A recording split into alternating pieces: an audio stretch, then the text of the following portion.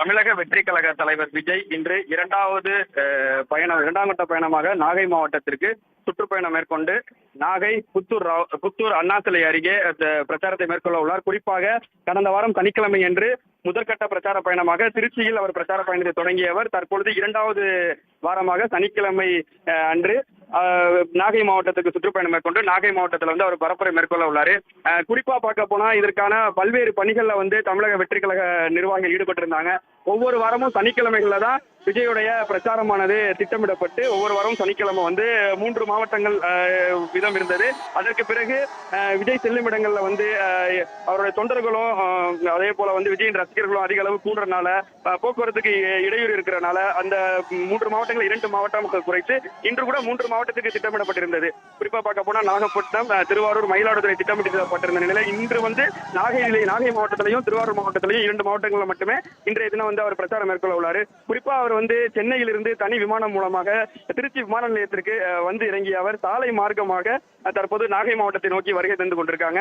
ஏற்கனவே காரைக்கால் பகுதியாக வாஞ்சூர் ரவுண்டானாவை கடந்து அவர் புத்தூர் அண்ணா சிலை அருகே பிரச்சாரம் மேற்கொள்ள பயணங்கள் திட்டமிடப்பட்டிருந்த நிலையில தற்பொழுது அவர் திருச்சியிலிருந்து சாலை மார்க்கமாக திருவாரூர் சாலையிலிருந்து வருவதால வாஞ்சூர் ரவுண்டானா பகுதிக்கு அவர் செல்லாம தற்பொழுது புத்தூர் ரவுண்டானா பகுதி வழியாக இங்கிருந்து ஒரு 200 மீட்டர் தூரம் உள்ள புத்தூர் அண்ணா சிலைக்கு சென்று அங்கு அவர் பிரச்சாரம் மேற்கொள்ள உள்ளாரு. இன்னும் சற்று நேரத்துல இந்த புத்தூர் ரவுண்டானா பகுதிக்கு வந்தடைவாரு. நாம் தற்போது புத்தூர் ரவுண்டானா பகுதியில தான் இருக்கோம். இங்கு விஜயை வரவேற்க கிட்டத்தட்ட 1000க்கும் மேற்பட்ட விஜயின் ரசிகர்களும் தொண்டர்களும் புடைசூழ குவிந்து நின்று மேலதாளங்கள் மூலங்க ஆட்டம் பாட்டத்துடன் அவர் விஜயை வரவேற்க காத்திருக்காங்க.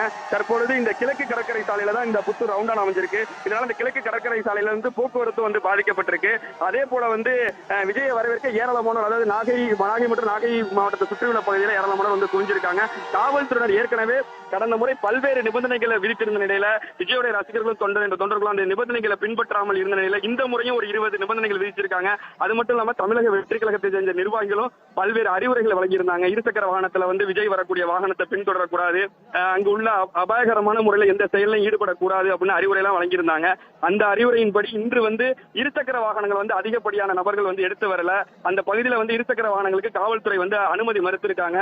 குறிப்பா பார்க்க போனா இந்த பகுதியை பொறுத்தவரை ஏராளமானோர் கிட்டத்தட்ட 1 கிலோமீட்டரை தாண்டி இருசக்கர வாகனங்களை நிறுத்திவிட்டு நடந்துதான் இந்த விஜயை வரவேற்க புத்தூர் ரவுண்டானா பகுதிக்கு வந்திருக்காங்க. இன்னும் சற்று நேரத்தில் இந்த புத்தூர் ரவுண்டானா பகுதியை விஜய் வந்தடைவாரு. ஏன்னா சாலை மார்க்கமா தான் வராங்க. அவருக்கு ஒரு உற்சாகமான வரவேற்பு அளிக்கிறதுக்கு இந்த பகுதியை சேர்ந்த பெண்கள், அதே போல சிறுவர்கள் உள்ளிட்ட அனைவரும் இந்த பகுதியில் குவிந்திருக்கிறத பார்க்க முடிகிறது.